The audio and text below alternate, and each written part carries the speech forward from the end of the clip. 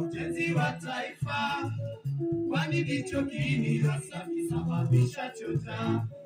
Ewe ndugu yangu we, amka kumekucha, kamata jembe na panga, twende shamba. Hata wewe mwanangu, amka kumekucha, kwani hizi ndizo saa za kwenda shule. Hata wewe karani, amka kumekucha, kwani hizi ndizo saa za kwenda kazi. Vivu ni adui mkubwa wa ujenzi wa taifa, kwani ndicho kiini hasa kisababisha chota. Ewe ndugu yangu we, amka kumekucha, kamata jembe na panga, twende shamba. Hata wewe mwanangu, amka kumekucha, kwani hizi ndizo saa. Hata wewe karani, amka kumekucha, kwani hizi ndizo saa za kwenda kazi.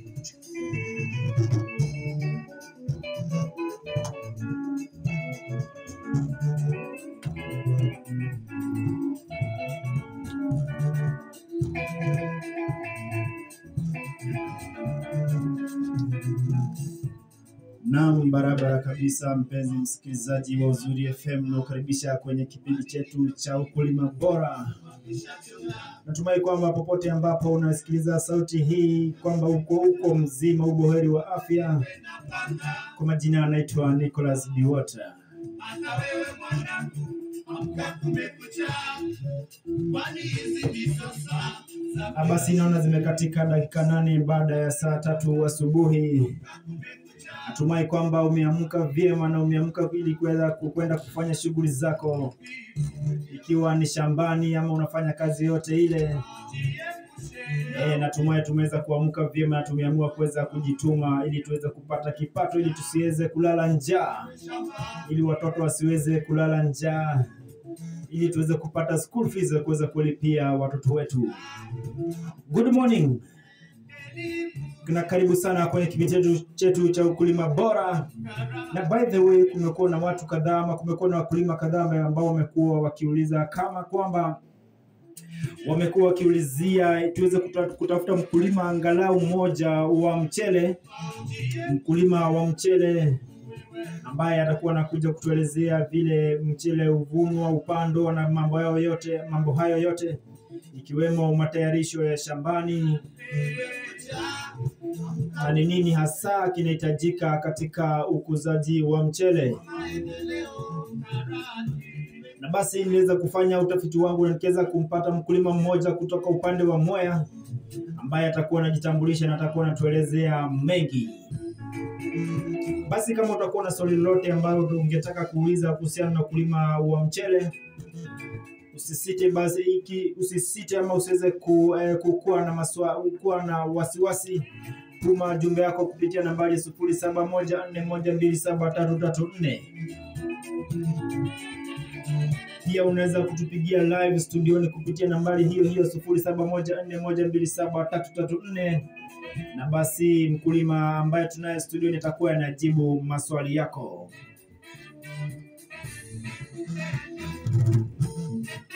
Basi naona ashaja studioni.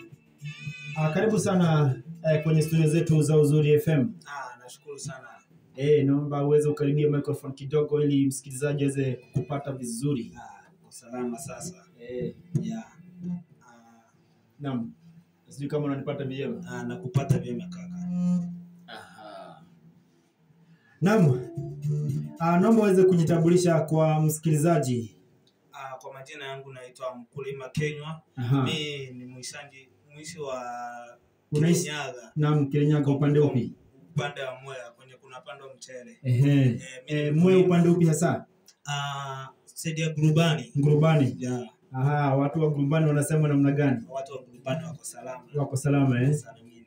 Naam, Bwana Kenywa, wasikilizaji wa Uzuri FM wamekuwa sana, unajua tumekuwa tukizungumzia ukuzaji wa mimea tofauti tofauti.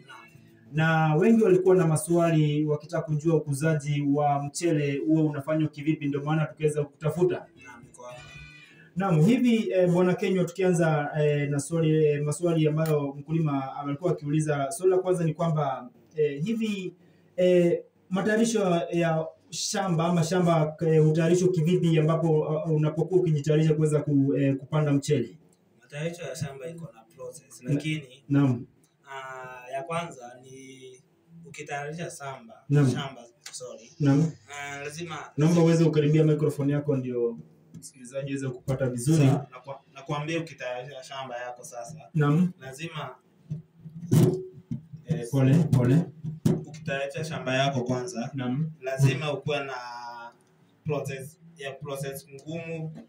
Ufuatilie process ya ukulima. Naam. Na lazima ujipange. Okay, ya kwanza ni ulime mchele. Watu kunanyagua natumia ng'ombe. Kulima shamba. Kulima shamba. Kitambo walikuwa wanatumia ng'ombe.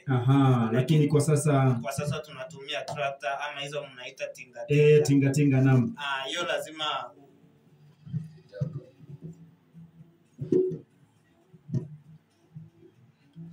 naam. Asante. Naam. Hiyo lazima process uipange kwa mpangilio. Naam. Na ukianza kupanda mchele, naam, lazima uanze kulimia. Naam. Na ukilimia hizo ng'ombe lazima uweke, unaona hizi kinyesi ya ng'ombe. Naam. Hiyo kuna venye huwa inawekwa.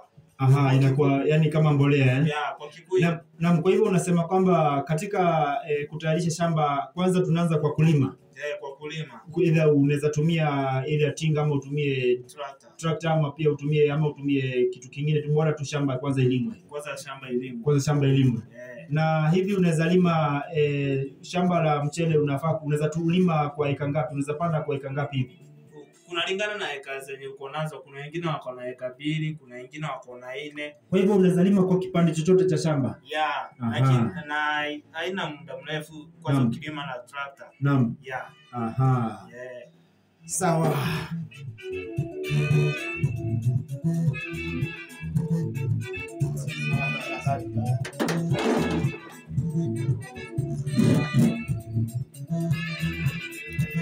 Basi mpenzi msikilizaji, tunazidi kufuatilizia ukulima wa mchele, na hapa studioni tunaye mkulima Kenywa kutoka upande wa Gurubani Mwea, ambaye anazidi kutuelezea vile ukulima wa mchele unafanywa. Naam, Bwana Kenywa, hivi nikuuliza kwamba baada ya kulima shamba, nini kingine huwa kinafuata? After kulima shamba, naam, ni kutafuta mbegu. Mbegu sasa ndio utafutwa. Ni kutafuta mbegu. Unaona sasa mchele yenye ulivuna. Hiyo ndio inaekangwa tena kwa mchele, kwa gunia. Alafu ile zile mahuti. Matawi yale. Hiyo matawi. Unaiweka pa 3 weeks, kunalingana na 3 weeks ama per month. Itakuwa imetoka kitu inaitwa miche. Hiyo miche ndio utaenda baadaye upande. Mimi najua watu wengi ufikiria kwamba mchele ati labda ni mbegu zinakuja zinamwagwa kwa laini. Kwa hivyo zinawekwa kwanza, lazima ziwe miche kwanza. Alafu uende usiweke kwa mchele, alafu baadaye utalimia. Ili zimee hiyo kwa mchele, alafu kutoka hapo kuna process. Naam. Kabisa. Vyema kabisa, nimekupata vizuri kabisa Bwana Kenywa. Asante. Na katika upanzi, tunapoingia katika upanzi Bwana Kenywa, upanzi ufanywaji, upanzi wa mchele huo unafanywa kivipi? Upanzi wa mchele unafanywa hivi. After tumeweka mchele kwa mbegu, inakuwa ishakuwa miche. Naam. Sasa ishakuwa kubwa kidogo, inaweza pandika vyema. Hiyo ndio unaita watu 3 ama 2. Na kulingana na mwenye fedha yako. Naam. Wa kutoa kutoa hiyo miche hiyo imetokea. Ili waende wapande mchele. Kwa hivyo zinaondolewa pale kwenye gunia zinahamishwa kwenye shamba sasa. Yes, after kuhamishwa kwenye shamba yenye umepanda. Sasa hii ni eka yako kumbwa. Kuna saa mchele inapandangwa hapa kwa kandogo kabegu. Kanapandwa hapo. After sasa mmetokea ndio hii inakuwa miche. Unaenda unapanda sasa ikiwa eka mzima. Kwa hivyo zitatenganishwa sasa. Wende zipando ambao unapanda hizo miche moja moja. Moja ama mbili. Usizidi zaidi hapo. Na mimi huona wakati mwingi unapata kwamba mashamba ya mchele hukuwa na maji mengi sana. Hivi maji hayo huwekwa kwa sababu ipi? Hiyo maji huwa inawekwa kunalingana, kuna eka yetu kuna W5, kuna W6, kuna K1. Hizo sana ni eka. Sasa kuna maji ya W5 yenye mnaweza pewa like mnagawana. Huyu akiweka itawekwa hii wiki nyingine ama siku nyingine. Na hiyo maji huwa inasaidia sana, lakini mchele imegrow huwa inapotea. Watu wanaramika juu inaenda places ka Diba. Juu Diba bado wanalima mchele mweni kumbwa. Kwa hivyo mchele inahitaji maji kutoka mwanzo hadi itakapokuwa mwisho. Okay. Ikikosa maji mchele inakauka. Asante sana.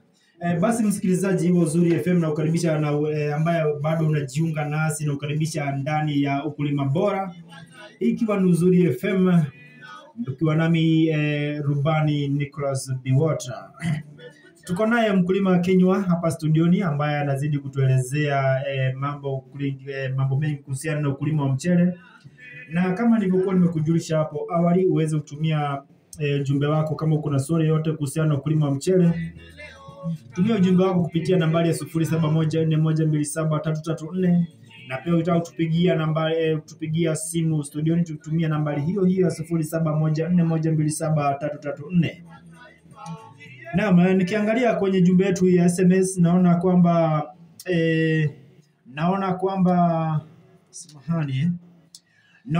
kuna watu ambao washaanza kutuma maswali yao bwana Kenywa.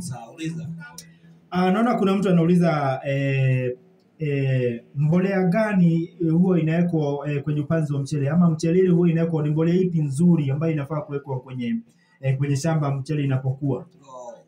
After tumepandia hiyo mchele kuna mbolea hiyo inawekwa. Sasa hiyo yenye nilikuwa nakwambia kinyesi ya ng'ombe. Ile mbolea ya ng'ombe ile. Hiyo inawekwa.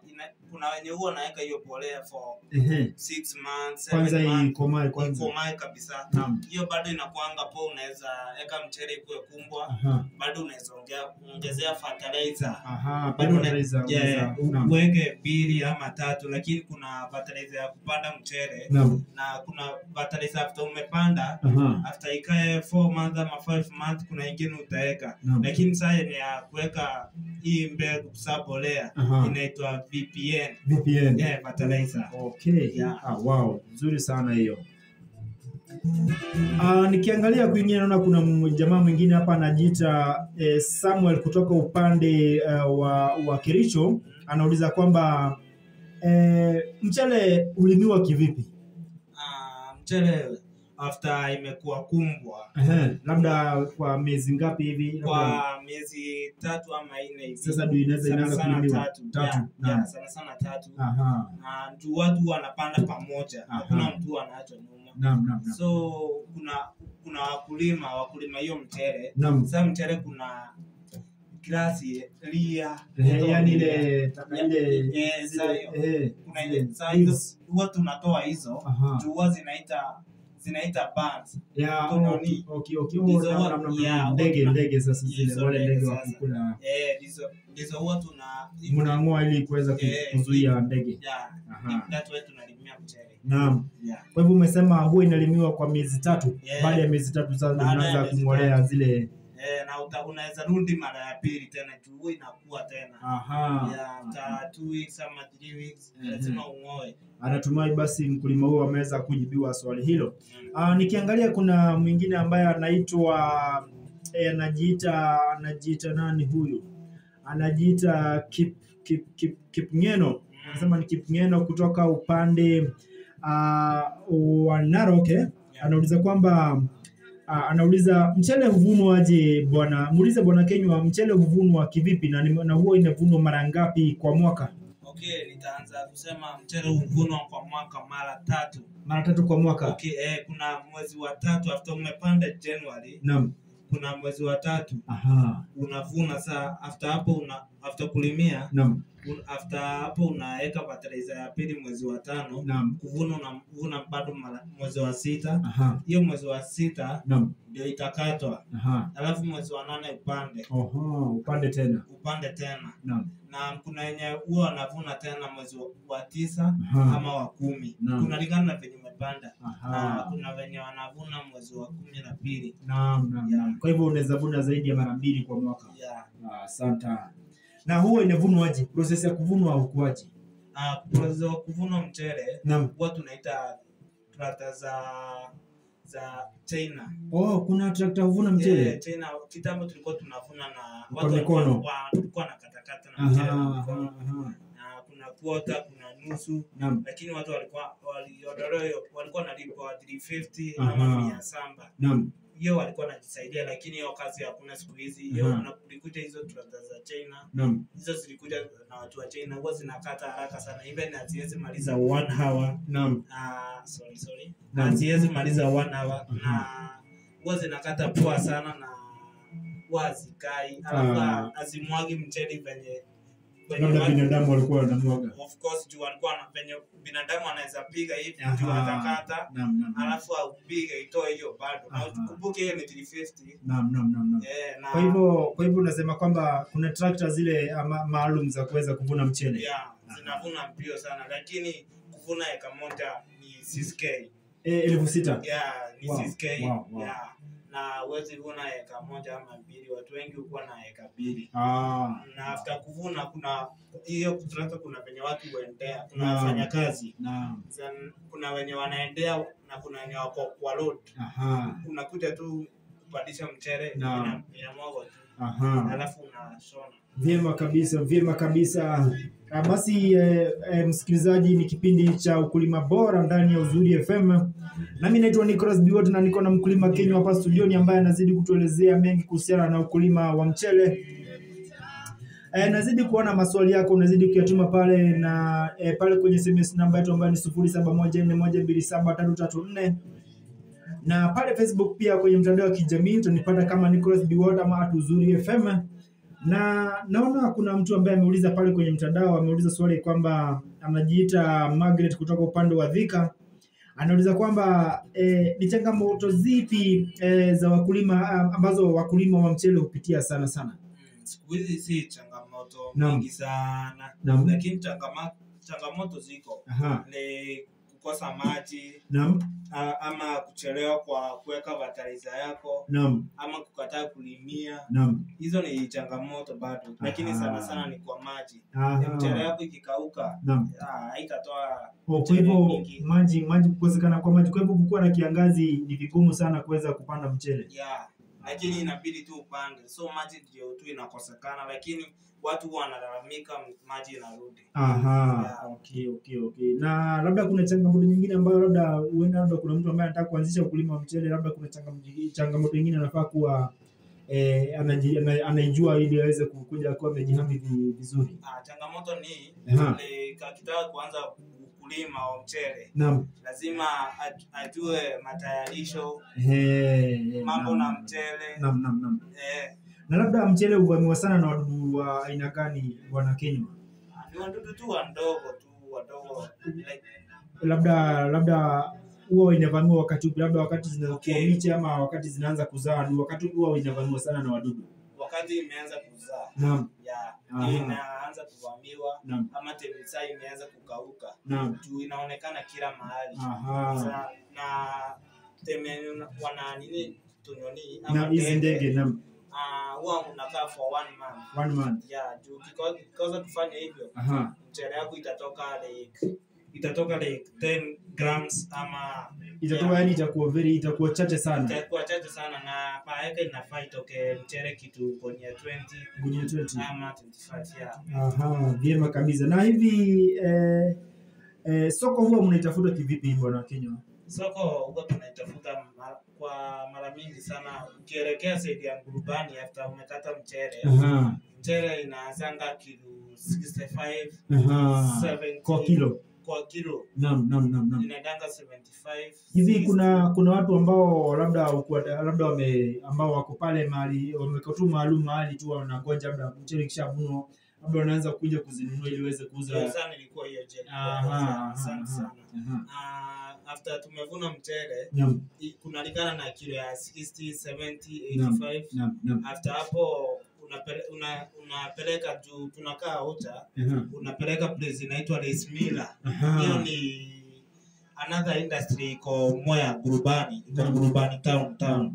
Na ukipeleka huko na wenye wananunua na bei poa, lakini bado wanapata profit. Juu wakinunua wanakujanga wanauza huko Nairobi more than venye wamekununulia. Lakini huko Rice Miller mchele unatoka poa kuliko ya posho mbili. Juu inakuanga pishori. Pishori naam. Na wanasema kwanza pishori ni kwa mzuri sana inapopikwa pale. Ndio kuna aina mingi za mchele. Kuna Pakistan, kuna B, kuna ingine inaitwa B. Sasa hiyo ni nono. Ni nono kushinda hizi pishori. Na kuna aina nyingine nilisikia wanasema inaitwa kasindano. Kuna mchele aina hiyo kweli ama ni jina tu limetukwa na watu? Ni jina tu lakini kunayo kasindano. Plastic. La bad plastic haipandwi. Haipandwi. Hiyo ni ya kutengenezwa na. Vyema kabisa. Vyema kabisa mpenzi msikilizaji wa Uzuri FM. Natumai unazidi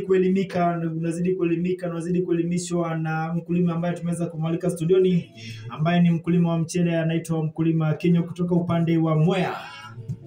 Huenda labda kuna mtu ambaye unahisi kwamba unataka kuanzisha ukulima wa mchele, labda unataka kwenda kutafuta shamba upande wa Mwea ama around upande huu wa Kirinyaga, na labda uweze kuanzisha ukulima wako wa mchele.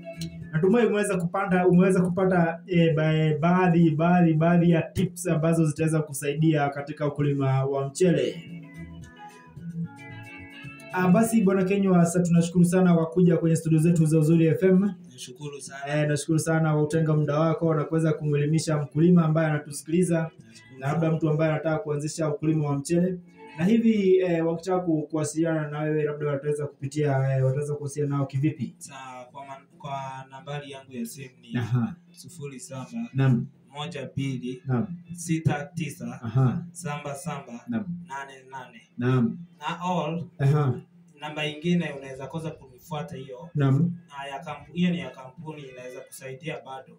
Ni 07 99 11 02. Yani 02. Na nimeshukuru sana kwa hiyo maswali yenu. Pia tunashukuru bwana Kenyo kwa kuja studio zetu za Uzuri FM. Nimeshukuru pia sana. Na labda kama kutakuwa na maswali mengine labda mkulima anataka kujua, labda tutakualika hapa studio ili uzidi kuelezea vizuri. Vyema kabisa. Labda kauli yako ya mwisho, labda labda una duka lako la mchele ama kuna mahali ambapo unauza na ungependa labda watu waje waweze kununua. Niko na kampuni huko ya kilimo bado ya mchele bado. Inaitwa Rice Miller Industry. Rice Miller Industry. Ama ukitaka kuipata kwa mtandao bado ni Facebook, inaitwa Rice Miller Industry. Ama Instagram bado ni Rice Miller Industry. Na ukitaka bado kunipata kwa mtandao naitwa Mkulima Trevor Kenywa. Mkulima Trevor Kenywa. Na nitashukuru sana. Asante sana bwana Kenywa kuja studio zetu. Na unaporudi upande wa Mwea, tunaomba uweze kufikisha salamu zetu za Uzuri FM. Na uambie watu wa Mwea waweze kuzidi kusikiliza Uzuri FM. Lazima. Na uwe na safari njema, tunashukuru. Basi msikilizaji wa Uzuri FM, nasema ni asante sana ambao umeweza kuwa kutembea nasi tangu tulipoanza hadi sasa tunapofika kwenye tamati ya kipindi chetu cha ukulima bora. Natumai kwamba umeweza kusaidika, natumai kwamba umeweza kupata tips kadhaa ambazo huenda zikakusaidia kama uko na ari ya kuweza kufanya ukulima wa mchele. Nimekuwa wako Nicholas Biwota. Naona kuna wenzangu wanajitayarisha ili kuweza kuingia kwenye kipindi kijacho. Hadi wakati mwingine, hadi Jumamosi ijayo, nakwambia izidi Mwenyezi Mungu aweze kukulinda na azidi kukubariki. Zidi kusikiliza vipindi vyetu kuanzia sasa hadi baadaye. Mimi naitwa Nicholas Biwott, zidi kunifuatilia kwenye mitandao ya kijamii, Facebook @NicholasBiwott na Instagram kote pia TikTok niko up kama Nicholas Biwott. Kuwa na wakati mwema.